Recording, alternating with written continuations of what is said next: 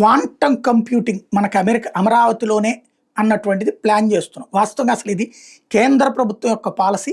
దీంట్లో జాతీయ quantum mission number 1 NQM భారత ప్రభుత్వం 2023లో 6,003 కోట్లతో జాతీయ క్వాంటమ్ మిషన్ ప్రారంభించింది.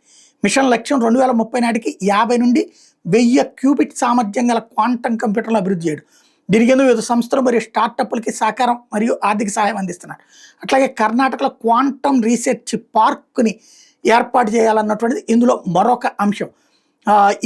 ఇక్కడ కీలకమైనటువంటి అంశం ఏంటంటే ఒక్కొక్క రాష్ట్రంలో ఒక్కొక్క దాన్ని ఎలవ్ చేస్తున్నారు. బెంగళూరులోని ఇండియన్ ఇన్స్టిట్యూట్ ఆఫ్ సైన్స్ IISCలో క్వాంటమ్ రీసెర్చ్ పార్క్ 2వ దశ కోసం 48 కోట్లు బడ్జెట్ ఇచ్చారు.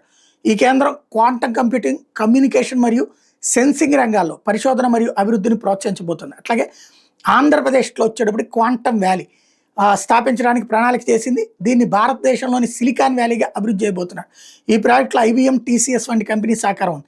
అట్లాగే దీనిలో 4,000 కోట్ల పెట్టుబడి పెడతారు. అట్లాగే 4వది QPI ఇండస్, భారతదేశ మొదటి 25 qubit superconducting quantum computer. బెంగళూరుకి చెందినటువంటి సాఫ్ట్వేర్ కంపెనీ దీనికి సంబంధించినటువంటి అడుగులు వేస్తోంది.